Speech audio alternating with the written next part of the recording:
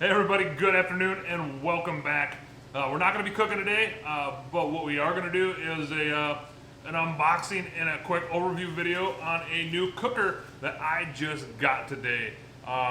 Super excited about this. I've had my eye on this thing for a while, yeah, without further ado, let's just, I know you're excited because I'm excited, so let's just take a peek and see what we got.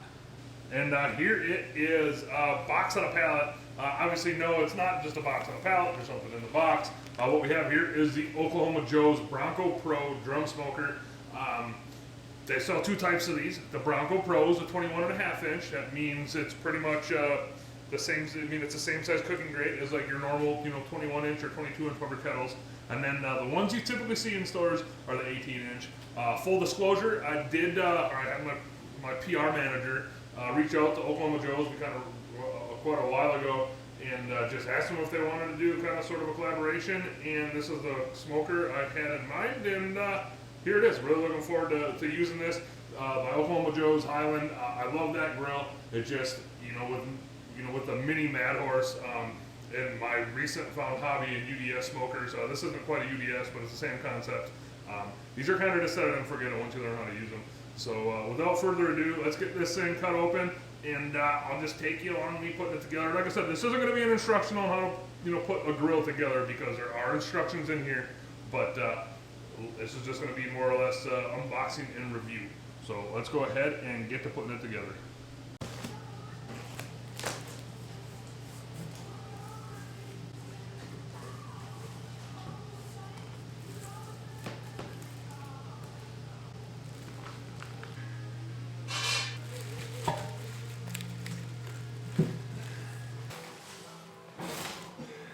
So we are back, got everything unloaded. Anytime I get a new cooker, the first thing I like to do is just kind of open the box up, take everything out, unwrap it, get rid of the styrofoam, get rid of the tape, get rid of the plastic wrap, and then I just kind of like setting everything out in front of me.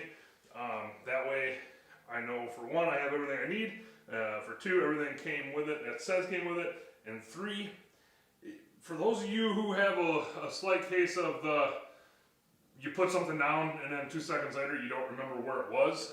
This to me helps out. Although I probably will use like a Phillips head or a flathead screwdriver in the assembly of this, and I can say right now I probably will lose it at least once, if not 2 to 5 times. But let's just real quick go over what we got. Start right here, diffuser plate, and this is like a charcoal like basket hanger, grabber or whatever. But start with our diffuser plate. This will sit over the coal basket. I am a fan of these. I do have one from my UDS. I do really enjoy cooking with it. You don't have to use it, but to me, I'm a fan of the diffuser plate. Just personal preference. I've cooked on a pit barrel for many years. Without a diffuser plate, it puts out great food. Make your own custom one for the pit barrel.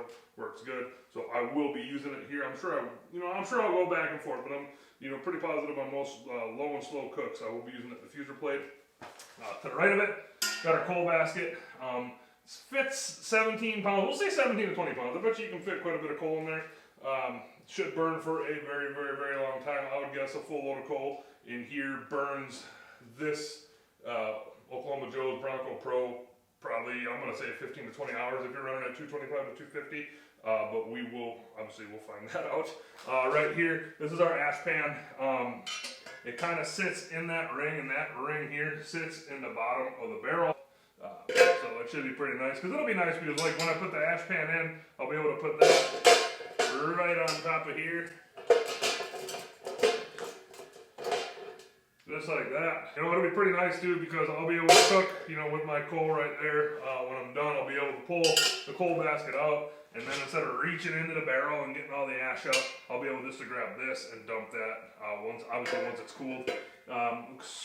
Scoot on back over here. We got 1, 2, 3. Those are the inserts for if you want to hang ribs, and then it also comes with 9 hooks. If you guys and girls own a pit barrel cooker, these hooks probably look really familiar. They might just be a tad bit smaller, but they almost look identical to me. But there are 9 of those, 3 for each one. Obviously, we got our wheels. This is kind of sort of this part right here. All is for the bottom of the barrel for the wheel assembly and for the 2 legs on it. This would be our intake right here. This mounts up to the bottom of the barrel, and then this is the, you know how you control it, the intake. Pretty nice. I do enjoy having that, so you don't have to bend over to do it. Nut and bolt kit. Got our, these would be kind of sort of look like the same things for the WSM. These mount inside the barrel. The diffuser plate will sit on one, I believe, and then the grill grate will sit on the other one. Oklahoma Joe's handle. Got our 21.5 inch porcelain coated grill grate. Pretty nice, pretty heavy duty. This cooker also comes with a pretty, this is going to stay in my garage, but if I wanted to keep it outside, it comes with a pretty thick cover for it, which you don't really see nowadays, included with a lot of grills. And if you do get a cover with a grill, not to knock my Weber kettles, but I love my Weber kettles. I have gotten covers included with some of those before, and they're a season or two at best. But this thing seems pretty heavy duty. Got our handle for our barrel. Got our chimney stack, instruction manual, cooking guide. This would be the bottom of the barrel. Side shelf. And then this is kind of neat. I'll show you this once I get it all built. This is actually a logo plate that I'll probably end up getting a sticker made for. And this mounts onto the back of the barrel. Kind of a nice touch. If you want to, you know, I am eventually going to get something to go on there. But it is pretty cool if you ask me. Yeah, that's a real quick overview of everything that comes in this kit. Like I said, I'm not going to go over step by step on how I'm going to assemble this. It comes with instructions right here, and they come in different languages, and as long as you can read and put some, you know, nuts and bolts together and put some bolts through some holes, you'll be just fine.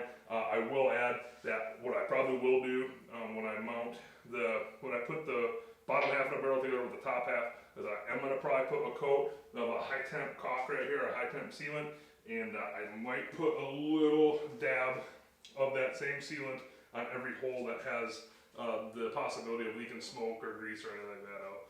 So yeah, besides that, I got nothing else. Super excited to get this thing put together, and stay tuned. Let's go ahead and put this thing together.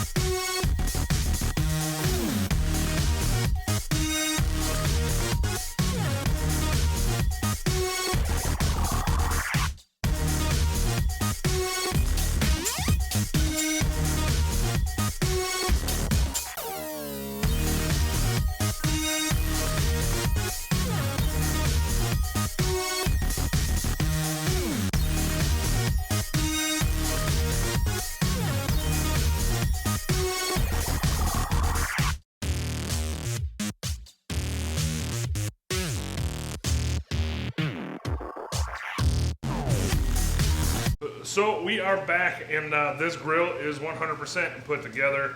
My battery did die on me, and I didn't know about it, so I'm not quite sure where this cut off on the whole assembly portion of it. But if you have any questions, feel free to, you know, drop a comment or find me on Instagram or Facebook and just send me a message. But anyways, just real quick, go over. This was pretty simple to build. You know, really there was only one kind of bolt, one kind of nut, and then some washers. It's kind of nice because a lot of kits you get come with all different sizes of different sizes of bolts and different washers and such like that. But this was pretty easy. But that RTV sealant I did, high temp sealant, you don't have to do that. I chose to, and I choose to. If I'm going to do it, I do it right away when I build the grill, just because then the grill doesn't have a chance to build up the soot and the creosote and the grease, and it's just nice to do it on a clean surface. But let's bring you in, and I'll just show you how you kind of put the guts of the grill on the inside. All right, so you can see right now that's kind of the ash basket standoff that kind of goes there. I don't think there's an actual center for it because it's just a ring that holds the ash basket off the bottom, and you can kind of see there's that center hole right there. That is where the intake, that's where the charcoal gets its air from. But the first thing you're going to put in is this. Yeah, think that's good. Second thing that's gonna go in would be your ash basket. You can kind of see it's got these holes, you know, for oxygen and for the charcoal, or for air to get up into. Next thing to go in would be your charcoal basket. And now at this point, if I were to hang ribs, I'd probably throw the hangers in. There's 3 of them. But I'd probably do this without a diffuser plate in it. Kind of sort of just like that, or you can kind of put them however you want. But then you would hang your ribs. You could probably fit pretty close to a full rack of ribs in there without getting super close. I honestly think you'd probably just be able to lower that down a little bit too if you took that standoff out, but I don't know if that's meant to come out or not. But the way that I'm going to be most likely using this is I will hang meat from time to time, but I like using it kind of just like a smoker. You know, the next thing that's going in is going to be your diffuser plate, and that kind of sits right on the lip, and then right after that goes your grill grate. And yeah, that's pretty much full assembly. Again, you know, you can kind of see as I was putting this thing together, you can kind of see all these holes. Every hole that goes to the outside of this grill has a little bead of that RTV sealant around it, including, see if I can get this shut, including the chimney right here. And I did leave that kind of sort of just sit out. I'm not going to wipe that off. If anything, it'll make a pretty good seal. But yeah, you know, besides that, super excited to get cooking on this thing. I am going to let this RTV, you know, cure probably for the day, and then I probably will run a burn off tomorrow, or season it tomorrow. And when I season it, all I'm going to do is take some canola oil, spray everything on the inside of this grill, and then get a fire going at about 250, and probably do about a half load of charcoal and just let it burn at 250 the whole time. Again, you know, it'll burn off any of the greases on the inside and things like that. So now, besides that, I got nothing else. You know, super excited to get cooking on this. Thank you, Oklahoma Joe's, for sending me this. We gonna cook some meat on this thing, and you know, it's getting close to wintertime here in Southwest Minnesota, so this is gonna be getting used in the cold. So now, besides that, I'm gonna sign off.